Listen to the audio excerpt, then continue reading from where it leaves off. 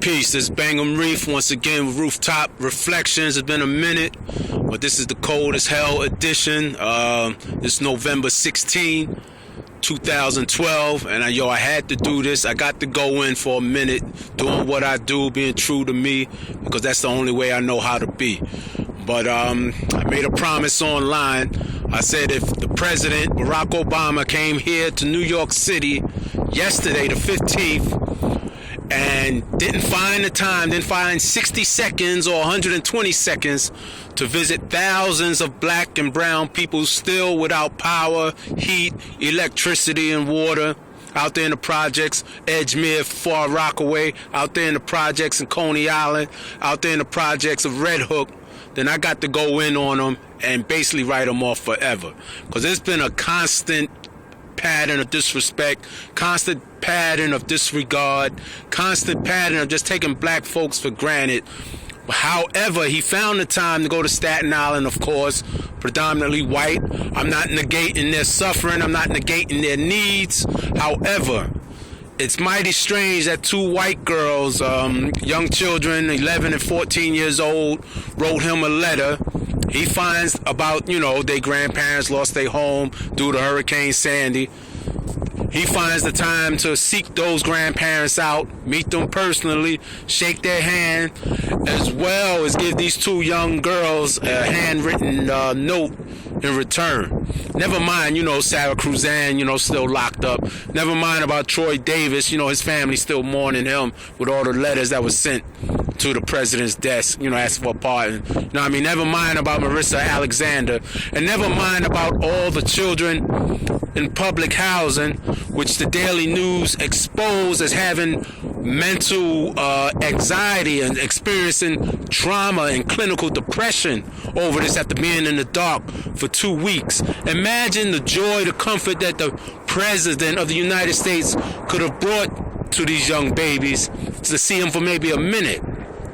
But you see, it's always a case of, well, I'm the president for everybody. But that never seems to include the niggas. That never seems to include the spics, the people who voted for you over 90%. And I can guarantee you that same area in Staten Island did not vote for you in that same number. They were probably calling you a nigga 3 weeks ago with Romney stickers on they fucking cars.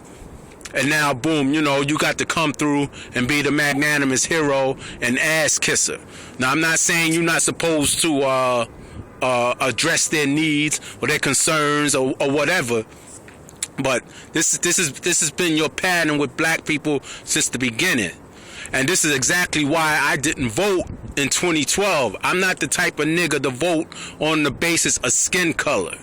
Any idiot out there who gives someone that power, your vote of confidence on the basis of the color of their skin, who has never addressed your needs, when the numbers, concerning us specifically is worse than anybody. So how the fuck does that happen, yo? What is you thinking about? If you want to vote, you want to cheerlead, fine, do you. But don't ever come at me. And I'm talking to a few people in particular who then, sent me messages or got at me online inquiring about this or that or the other. Don't ever come at me like I'm some strange villain because I exercise my right not to vote, because neither him nor Romney spoke to my interest as a black man. In 2012 alone, 110, let me repeat for you slow niggas, 110 black men or black people in general have been killed, assassinated, removed, put in the ground by the police, and this year ain't even fucking over. We not even in December. I think that's a crisis. I think that's an epidemic. I think that's a serious problem. Your boy in the White House could really give less than a damn. You know what I'm saying? Our unemployment average is more than twice than the national average. We're at nearly 15%. The country's at 8.3%. How the fuck does that happen, yo? Yeah, there were problems when he stepped into office 2008. And yes, I'm going to freely admit, I got caught in the hype. I wanted to give the brother a shot. I wanted to be a part of history and divorce myself from my usual principles and stand against the election process about the whole electoral college hustle, because this election was all basically decided in Ohio and Florida, and I don't live in either one of those fucking states. So for some idiot in New York who was just in the dark a few days ago, who cannot understand my outrage about Obama not visiting people that look like him, to keep their spirits up, to make them feel recognized and valuable and like Americans, then, you know, how the hell are you going to come at me with all of this data, with all of the irrefutable evidence of the steady decline, the disproportionate effects the economy is having on black people in particular, with someone with your skin color in the White House who can't speak to your concerns or needs at no given time because he's quote unquote the president of all people? That's bullshit, yo. You don't ever just give your vote away. What is you people out there smoking? Okay, fine. He's in the White House. In 4 years, he's going to be gone. So whatever he puts on the books, and you better pray that Obamacare goes through in 2014, that's still a year and change away. Even if it does, if them crackers come in after him and want to repeal it, knock it off the books, they can do it. So basically, you didn't put your life on the gambling table, waging your life on 4 years of this man having a job. Because you so personality struck, you want to live vicariously through Barack Obama, and yet you same goddamn hypocrites who want to come at me with this Captain America rhetoric. You ain't serve a day in the fucking military, nor you or your nephews or your sons, and yet you'll come at me saying, well, I don't want them going fighting no white man's war, getting killed, blah, blah, blah. But yet they're on the corners killing each other for the white man already in fucking drug wars and fucking gang violence. So stop the bullshit. You can't have it two ways. And stop thinking that you need a goddamn savior. The whole world's laughing at black folks because we give shit away, don't demand nothing.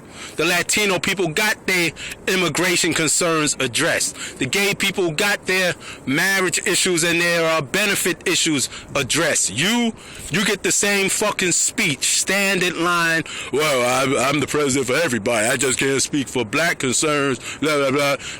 And that shit been going on since 2008 when the brother in Petersburg, Florida interrupted him, and like a real pimp, he ignored the shit, flipped it around, and gave you that I'm the president of all people shit. Yet he touched down here in New York, doesn't go to Far Rockaway, doesn't go to Coney Island, doesn't go to Red Hook. He flies over in a helicopter.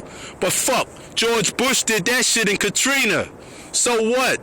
And we all said George Bush didn't give a damn about black people. We didn't need to hear it from Kanye West. He flew over houses in Katrina with people on the roofs pleading for help. Come on, one of the closest people to me in the world went through that and survived that. And you motherfuckers can give this nigga a pass no matter what he do or don't do with the goddamn economic crisis that we going through? Our unemployment more than twice than everyone else. 110 black men killed primarily because that man's in the White House. They don't want him there. This nigga done aged 10 years within 4, but you don't give a fuck because your ego and your vicarious desires is at stake. So you feel it's a victory for you just for that black man to sit in there. Never mind that economic experts are saying that this trend will never be reversed unless it takes a complete revolution as far as the disparity between black and white. The median white household net worth is 110,000 plus. For black people, it's a little over 5,000, yo. 5,000. Do the fucking math, yo. And you say, well, it ain't his responsibility, blah, blah, blah. But, yo, with over 25 to 30%